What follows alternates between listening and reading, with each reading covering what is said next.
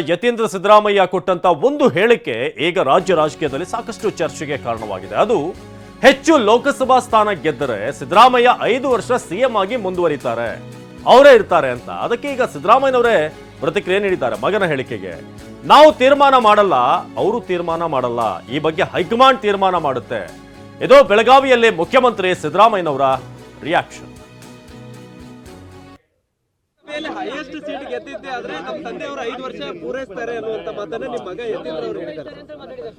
High command ನಾವು ತೀರ್ಮಾನ ಮಾಡ್ತಾರ್ರಿ, ಅವರು ಮಾಡಲ್ಲ, ನಾನು ಮಾಡಲ್ಲ, ಹೈಕಮಾಂಡ್ ತೀರ್ಮಾನ ಮಾಡ್ತಾರೆ. ಲೋಕಸಭೆಯಲ್ಲಿ ಹೈಯೆಸ್ಟ್ ಸೀಟ್ ಗೆದ್ದಿದ್ದೆ ಆದ್ರೆ ನಮ್ಮ ತಂದೆಯವರು 5 ವರ್ಷ ಪೂರೈಸ್ತಾರೆ ಅನ್ನುವಂತ ಮಾತನ್ನ ನಿಮ್ಮ ಮಗ ಯತೀಂದ್ರ ಅವರು ಹೇಳಿದ್ದಾರೆ.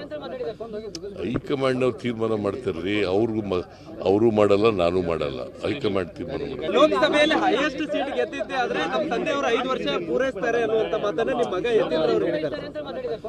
ಹೈಕಮಾಂಡ್ ನಾವು ತೀರ್ಮಾನ ಮಾಡ್ತಾರ್ರಿ, ಅವರು ಮಾಡಲ್ಲ, ನಾನು ಮಾಡಲ್ಲ, ಹೈಕಮಾಂಡ್ ತೀರ್ಮಾನ ಮಾಡ್ತಾರೆ. ಲೋಕಸಭೆಯಲ್ಲಿ ಹೈಯೆಸ್ಟ್ ಸೀಟ್ ಗೆದ್ದಿದ್ದೆ ಆದ್ರೆ ನಮ್ಮ ತಂದೆಯವರು 5 ವರ್ಷ ಪೂರೈಸ್ತಾರೆ ಅನ್ನುವಂತ ಮಾತನ್ನ ನಿಮ್ಮ ಮಗ ಯತೀಂದ್ರ ಅವರು ಹೇಳಿದ್ದಾರೆ. ಹೈಕಮಾಂಡ್ ನಾವು ತೀರ್ಮಾನ ಮಾಡ್ತಾರ್ರಿ,